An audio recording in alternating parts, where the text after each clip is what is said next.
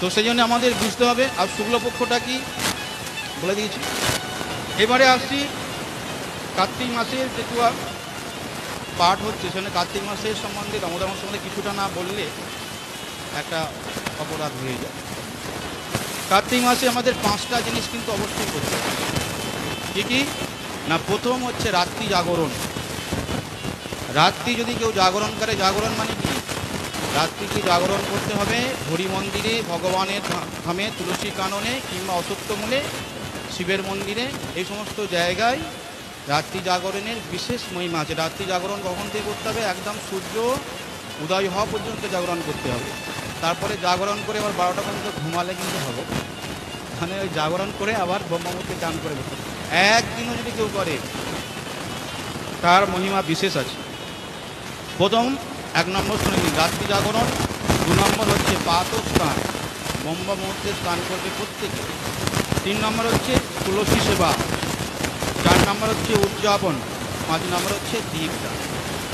শাস্ত্রে এই কার্তিক মাসে দীপদানের বিশেষ মাহাত্ম্য আছে, যে আকাশের নিচে অশ্বত্থমূলে কিংবা হরিমন্দিরে যদি কেউ দীপদান করে তাহলে কি হয়, সে সমস্ত পাপ থেকে মুক্ত লাভ করে এবং তার সমস্ত কুল, যারা আকাশ প্রদীপ জ্বালায় তাদের সমস্ত কুল সমেত সমস্ত পাপ থেকে মুক্তি লাভ করে বিষ্ণু ধামে চলে যায়। শ্রী গুরু তাই গুরু।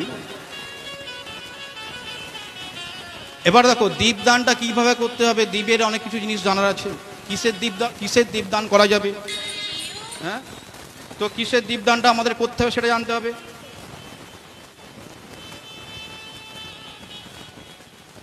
শাস্ত্রে বলছে,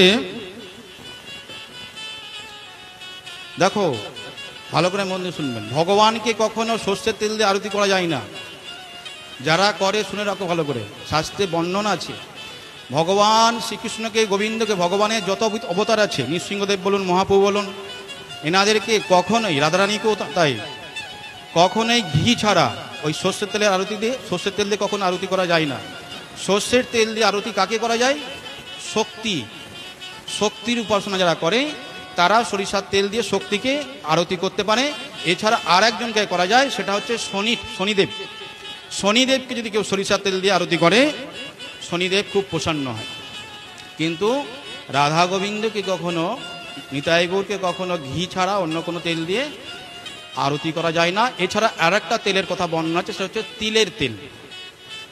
তিল যে তেল, এই দুটোই কিন্তু শাস্ত্রের নির্দেশ আছে। আচ্ছা, এবারে গেল দীপদান হয়ে গেল। এবারে দেখো কার্তিক মাসে কি কি আমাদের খাওয়া যাবে না। শিম, বরবটি, পটল, বেগুন, কলমি শাক, মুসুর, সরিষা তেল, সয়াবিন, মূলা, সজনে, ছোলার ডাল, মধু, পেঁয়াজ, রসুন, যারা মাছ মাংস খায় তারাও কিন্তু এই মাসটা বন্ধ রাখবে, নাহলে কিন্তু অপরাধে মরবে। আর কি, কাঁসার পাত্র সেবা করা যাবে না। আচ্ছা, তেল, সাবান, শ্যাম্পু ইত্যাদি করা যাবে না। ক্ষৌর কার্য করা যাবে না।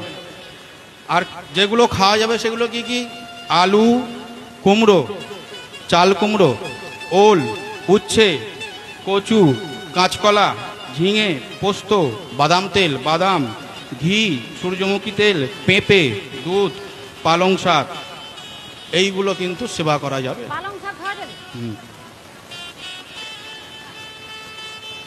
আরে শোনো না, শোনো, ওই কার থেকে শুনে এসে বললাম, শাস্ত্রের যেটা গ্রন্থে আছে পুরাণে সেই সব বলতে হবে। ওই কার থেকে শুনে এসে বললে চলবে না, সিদ্ধান্ত। হ্যাঁ, এবার শোনো, কার্তিক মাসে আমাদের যারা কার্তিক ব্রত করেনি তাদের কি গতি হবে না, বলছি যারা কার্তিক ব্রত করবে না, কার্তিক ব্রতটা, দামোদর ব্রতটা ব্রাহ্মণ, ক্ষত্রিয়, বৈশ্য, শুদ্ধ, নারী, পুরুষ সবাইকার করণীয়। যদি কেউ না করে, ব্রহ্মহত্যা, পিতৃহত্যা, গোহত্যা, ভ্রূণ হত্যা, যত রকম অপরাধ আছে সমস্ত অপরাধের ভাগিদার হয়ে সোজা নরকে বাস করবে। বিশেষ করে বিধবাদের অবশ্যই করণীয়। যারা বিধবা তারা যদি না করে, সবাইকাকেই তো পাপ লাগবে, নরক যন্ত্রণা ভোগ করতে হবে। আর প্রত্যেক কাকেই করতে হবে। এই 5টা জিনিস যেটা বললাম, এই 5টা জিনিস তো অবশ্যই করতে হবে।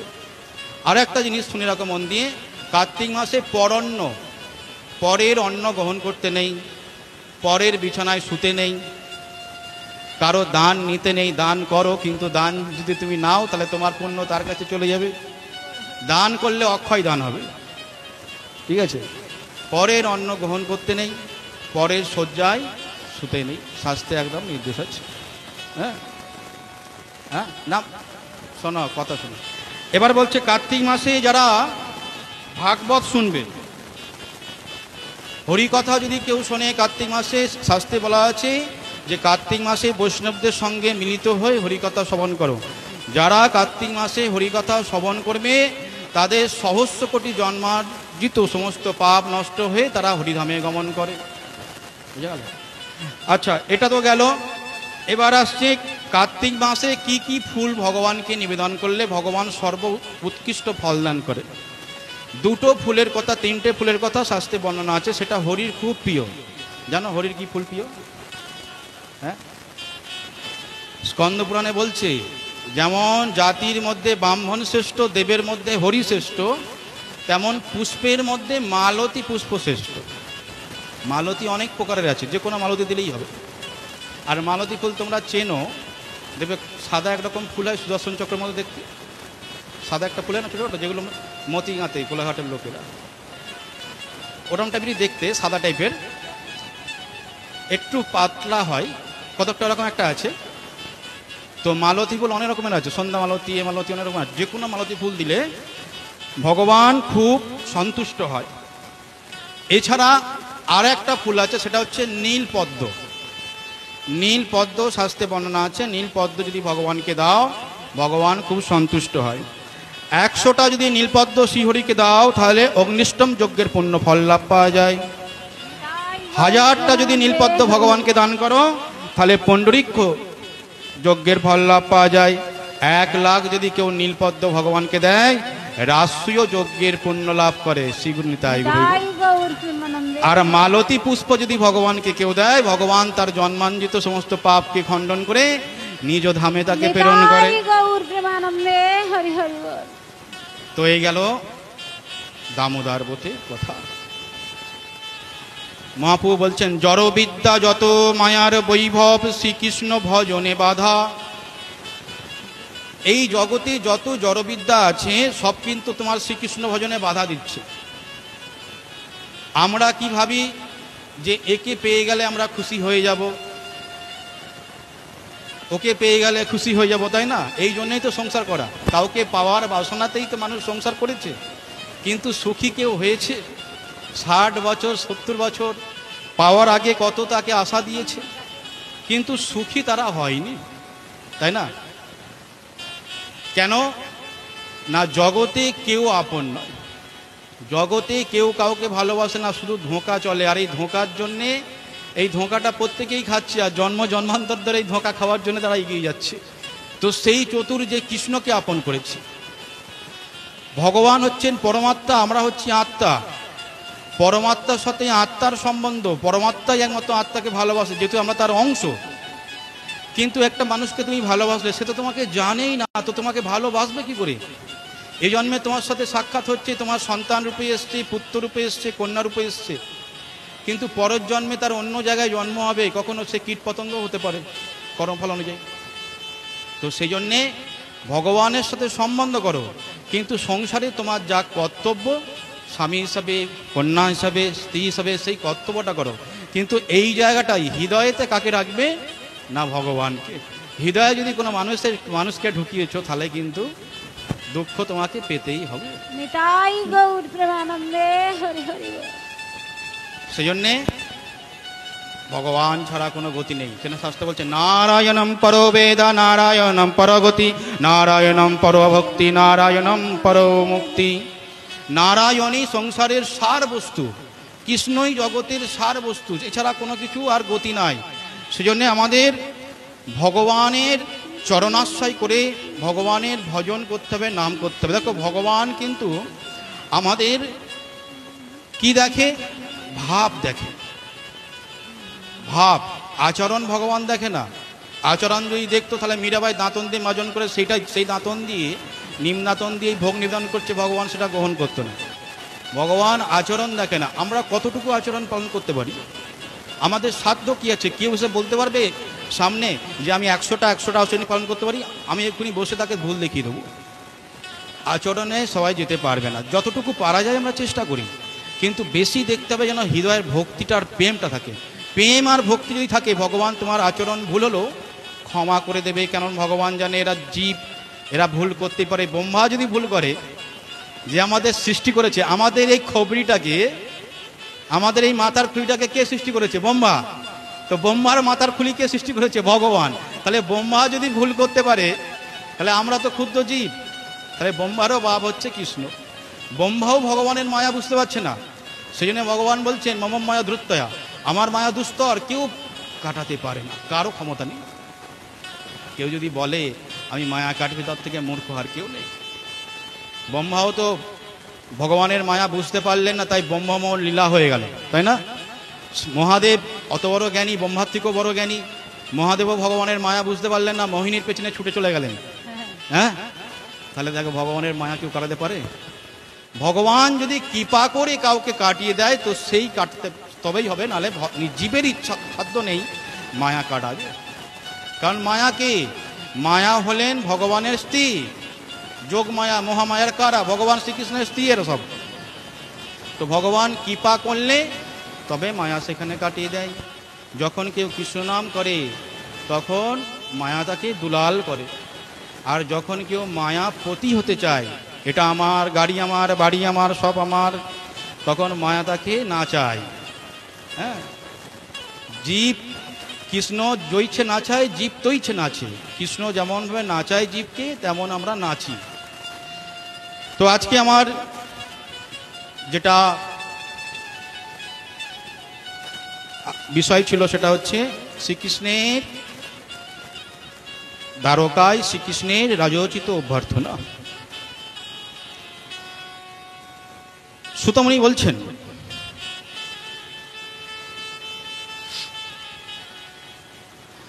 যে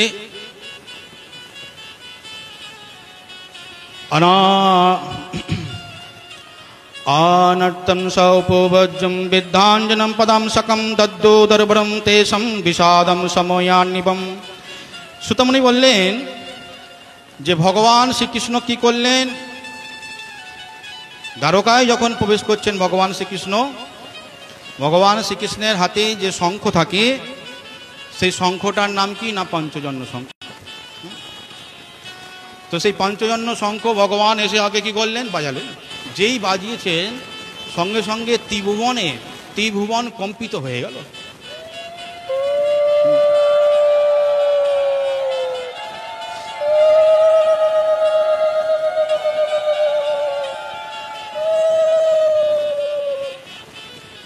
দেখো এখানে কি বলছে? তমো পশ্যত নীনাদম জগভয়ো ভয়াবহম প্রত্যুজ্জুপজা সর্বম ভীত দর্শনা লালসা। ভগবানের সেই শঙ্খধ্বনি শ্রবণ করা মাত্র জগতের যত ভয় আছে তারাও ভীত হয়ে গেল। আমরা তো ভালো করে আশ্রয়ই করতে পারিনি। আমরা বলছি ভগবানের ভক্ত, বৈষ্ণব হয়েছি। অহংকারী তোমাদের মন থেকে যায়নি। কেউ বলে আমি বড়, এ বলে আমি বড়, এ বলে আমি বেশি জানি, ও বলে আমি বেশি জানি, ও বলে আমি তোর থেকে আগে দীক্ষা নিয়েছি, তুই তো সবে দীক্ষা নিয়েছিস, তাই না? এই চলছে। অহংকার যতদিন না যাবে ততদিন তোমার ভক্তি কখনো আগে বেরোবে না। আমরা সেনে মহাজন্না বলছেন যে আগে ভক্ত পরে হবে, আগে ভালো মানুষ হও, আগে ভদ্র হও, তারপরে ভক্ত হবে। যদি তুমি ভদ্রই না হতে পারলে, অসৎ আচরণ, অবৈধ সঙ্গ, চুরি, এই অভ্যাসগুলো আছে, এবারে গুরু ধরে নিলে, তাহলে দীক্ষার পরও তুমি সেই আচরণগুলোই করবে। তাই আমরা দেখছি অনেক আছে এরকম, দীক্ষা নেওয়ার পরেও অসৎ আচরণ করছে, সাধু সেজেও অসৎ আচরণ করছে। কিন্তু দেখো, যদি তুমি এটা মানুষ বুঝতে পারে না যে তর্ক করে, ভয় দেখিয়ে, যুক্তি দেখিয়ে কারো মনেতে জায়গা করা কখনো যায় না। যায় কি? মানুষ এই ভুলটাই ব্যবহার করে, বৈষ্ণব সমাজও তাই করছে। কিন্তু দেখো, যদি তুমি প্রকৃত মানুষ হও, মানুষের বিপদে তুমি ঝাঁপিয়ে পড়ো, মানুষকে যদি ভালোবাসা দাও, মানুষ তোমাকে কিন্তু মাথায় করে নাচবে। তুমি মরে গেলে কিন্তু তোমার জন্য কাঁদবে তারা, তাই না? তেমন দেখো আসামের অত বড় একটা শিল্পী জুবিন গর্গ, হ্যাঁ, তিনি তো ভক্ত ছিলেন না, কিন্তু তিনি ছিলেন আসামের ভগবান। মানে গোটা বিশ্বের কাছে রেকর্ড 4 নম্বর স্থান পেয়েছে, যার মৃত্যুতে গোটা আসামবাসী রাস্তায় নেমেছে। 70 লক্ষের উপরে লোক কেঁদেছে, রাত দিন কেঁদেছে। 4-5 জন সুসাইড করেছে তার জন্যে। সে তো ভক্ত ছিল না, কিরকম সে ভদ্র ছিল, লোকের বিপদে ঝাঁপিয়ে পড়ত। গান গাওয়ার জন্য শুধু তাকে ভালোবাসেনি, ওর থেকেও বড় শিল্পী আমাদের ভারতবর্ষে ছিল, লতা আশা, কিন্তু তারা কিশোর কুমার, তারা মরে যেতে কেউ কাঁদেনি অত। কিন্তু তা বললে কেন কাঁদলো? সেরকম ভদ্র ছিল, মানুষের বিপদে ঝাঁপিয়েছিল, জীবনযাত্রা ছিল সরল।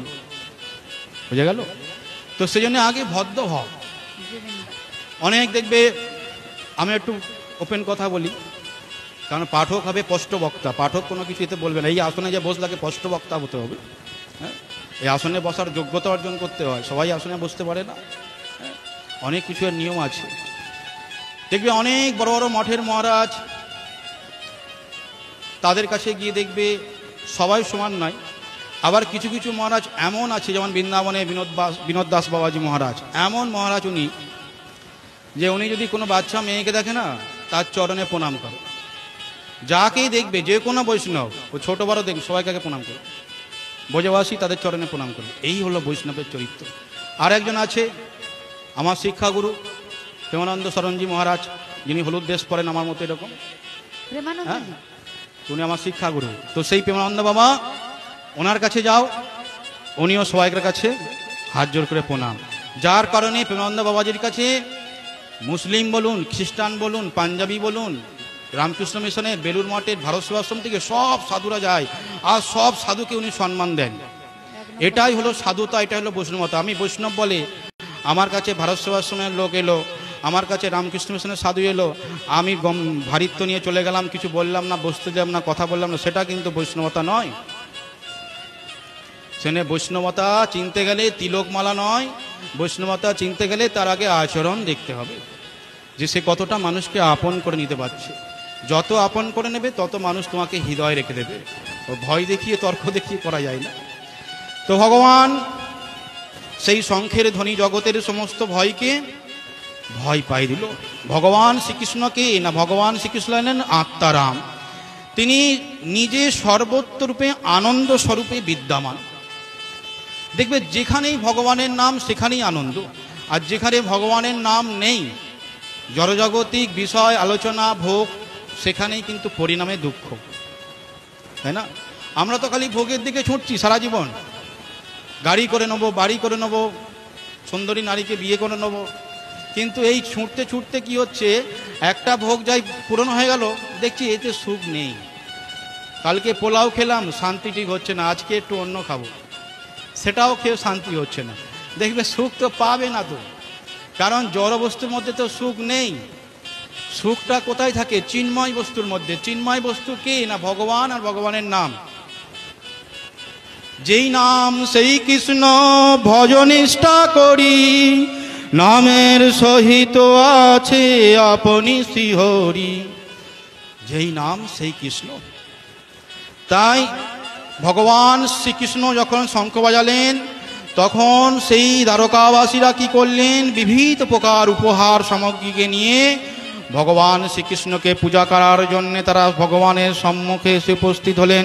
বলিয়ে ভক্তবৎসল ভগবান শ্রীকৃষ্ণ কি জয়, শ্রীমদ্ ভাগবত মহাপুরাণ কি জয়, সদ্গুরুদেব কি জয়। এইবার সবাই কি করলেন? বন্ধু বান্ধব পুরবাসীগণ যে যেখানে ছিল, সবাই এসে ভগবানকে স্তুতি করতে লাগলেন। সুদেবমণি বলছেন, ন যত্ত কালো ভবেৎ পরো প্রভু ভাবয়ানস্তম ভব বিশ্বভাবম। হে প্রভু, আপনার সেই চরণ কমলে সর্বদাই প্রণাম জানাই। সবাই বলছে কেন? দেখো, ভগবান তো আমরা দর্শন করতে যাই, ভগবানকে দর্শন করতে গেলে কোথা থেকে দর্শন করতে হয় জানা আছে? হ্যাঁ, ডাইরেক্ট গিয়ে আগে মুখ দেখলে হবে না। ভগবানকে দেখতে গেলে আগে চরণ থেকে দর্শন করতে হবে।